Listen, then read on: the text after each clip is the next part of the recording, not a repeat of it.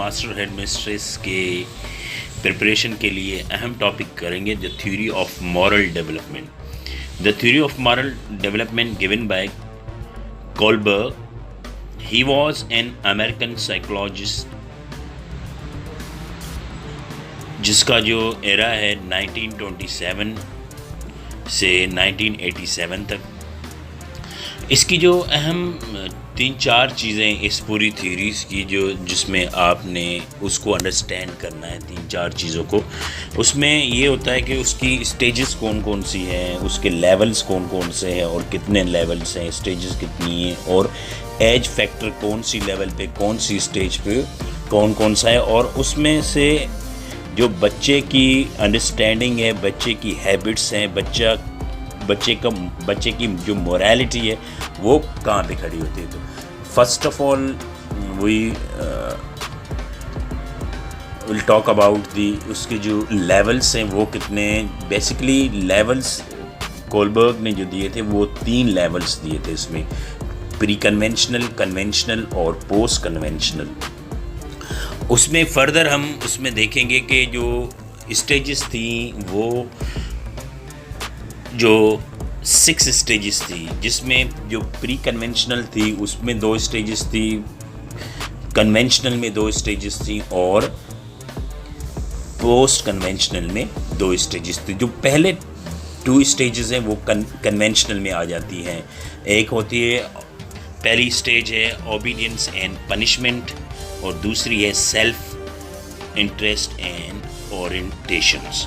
उसमें आप इसमें देखें कि जो पनिशमेंट और ओबीडियंस है इसमें बच्चा अर्ली स्टेज ऑफ मोरालिटी है। इसमें आप ये भी नोट करेंगे कि अर्ली स्टेज ऑफ मोरालिटी है, जिसमें बच्चा जो भी काम करता है अगर किसी को ओबे करता है तो वो अपनी पनिशमेंट के से बचने के लिए वो करता है। उसमें वो उसकी जो थिंकिंग ये होती है कि जो उसमें जो रूल्स हैं वो फिक्स्ड हैं, वो कभी चेंज नहीं होते। आप ये भी कह सकते हैं कि वो रूल्स को पनिशमेंट से अवॉइड करने के लिए वो रूल्स फॉलो करता है। आप ये भी कह सकते हैं वो रूल्स को वो खुदा की तरफ से समझता है कि खुदा ने ये रूल्स बनाए, इनको मैं हर हाल में ओबे करना है वरना मुझे सज़ा मिलेगी।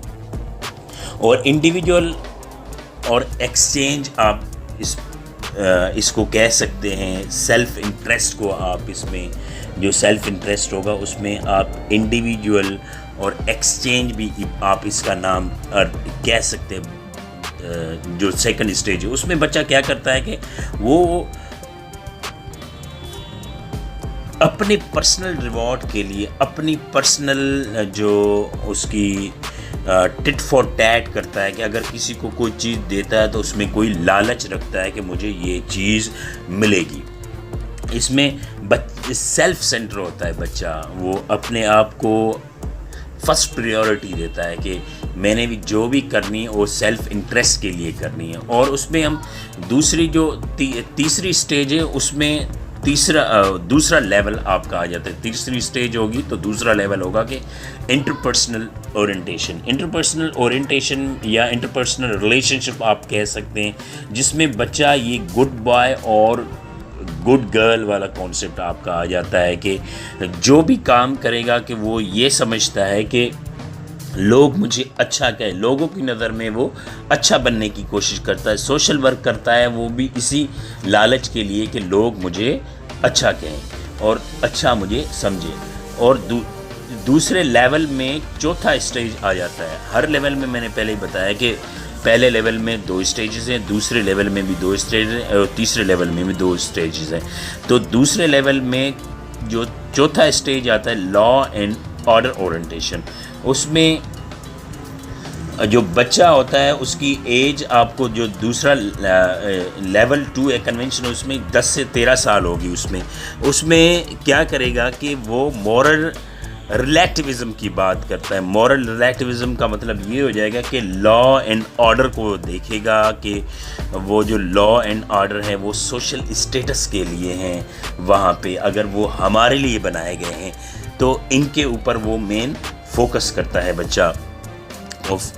और ये भी फॉलो रूल्स करता है, रूल फॉलो करके वो दूसरे अपने रूल्स बनाने की कोशिश करता है, सोसाइटी को एज अ होल ले लेता है कि अगर जो चीज़ मेरे लिए बुरी है तो वो किसी और के लिए भी बुरी हो जाती है। वो उसका एक लेवल अप हो जाता है, जो इंटरपर्सनल ओरिएंटेशन वाले लेवल से एक स्टेज से एक स्टेज अप हो जाता है। फिर आपके पास आ जाती है स्टेज नंबर 3, जिसमें बच्चे का पोस्ट कन्वेंशनल में स्टेज 3 में उसकी एज 13 टू ऑनवर्ड हो जाएगी, जिसमें वो क्या करता है, सोशल कॉन्ट्रैक्ट ओरिएंटेशन और यूनिवर्सल प्रिंसिपल्स होते हैं। सोशल कॉन्ट्रैक्ट जो होते हैं वो इंडिविजुअल्स के राइट्स के ऊपर वो देखता रहता है कि वो इंडिविजुअल्स के राइट क्या है, सोशल कॉन्ट्रैक्ट्स क्या हैं, बिलीव्स क्या हैं, चाइल्ड ओबे दी रूल्स क्या हैं, वो रूल्स ओबे करेगा, वो best interest of society in order to maintain a good social standards पे वो बात करता है। वहाँ पे सोशल कॉन्ट्रैक्ट की बात करता है, सोशल इश्यूज़ पे बात करता है, सोशल रूल्स, वैल्यूज़, बिलीव, उनके ऊपर वो बात करता है। जो यूनिवर्सल प्रिंसिपल ऑफ ओरिएंटेशन है, ये बिल्कुल कम बच्चों में पाया जाता है। आप ये भी कह सकते हैं कि 100 में से 1 या 2% जो किसी रूल को खातिर नहीं लाते, वो ये कहते हैं कि यूनिवर्सल प्रिंसिपल्स यहाँ पे क्या काम करते।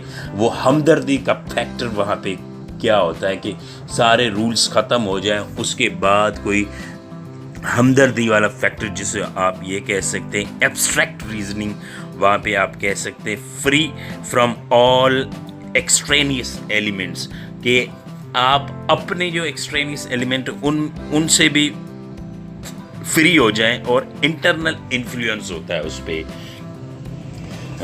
और एक्सटर्नल इन्फ्लुएंस से भी फ्री होके फैसला करता है किसी भी वो रूल के मुताबिक। जिस तरह इसने कोलबर्ग ने जो एक्सपेरिमेंट किया था कि उसकी एक लड़का था जिस पे उसकी अम्मी बीमार थी, तो वो चोरी करने जाता है, उसके पास पैसे भी नहीं होते, दुकानदार के पास पास जाता है, दवाई होती है मगर वो नहीं देता, तो एक सिनेरियो क्रिएट करता है उसमें, फिर एंड पे जाके वो बच्चा चोरी करता है। तो वो चोरी करता है क्योंकि उसकी माँ की दवाई सिर्फ उस दुकान के पास होती है। तो वहाँ पे वो सर्वे टिक करता है कि क्या उसकी चोरी ठीक थी कि नहीं ठीक थी, तो उसमें सिर्फ 1 या 2% ने ये उसको टिक किया था उस सर्वे में कि हाँ जी उसने ठीक चोरी की है, और चोरी बनती थी क्योंकि वो मुफ्त में भी नहीं दे रहा था, इसके पास पैसे भी नहीं थे, और दवाई सिर्फ उसके पास थी, और उसकी जान बचाना वहाँ पे फ़र्ज़ थी, ना कि वो रूल। वहाँ पे क्या था कि चोरी गुनाह है या चोरी की सज़ा इतनी होती है, वो सज़ाए जज़ाए तो बाद की बात है। पहले उसने ये कहा था कि इंसान की जो जान बचाना सबसे अहम है, वहाँ पे कोई रूल एंड रेगुलेशन फॉलो नहीं होते। तो दोस्तों, ये वीडियो कैसी लगी आपको? आपने चैनल को सब्सक्राइब करना है, लाइक करना है और शेयर करना है। और इसमें बस आप यही देखेंगे कि 3 लेवल्स थे उसके, एज फैक्टर कौन कौन से थे और इसके स्टेजेस कौन कौन से थे। आपने ये याद रखना है, प्री कन्वेंशनल में 2 स्टेजेस थे, और कन्वेंशनल में भी 2 स्टेजेस होते हैं, और पोस्ट कन्वेंशनल में भी 2 स्टेजेस होते हैं। लेवल 3 होते हैं, और हर लेवल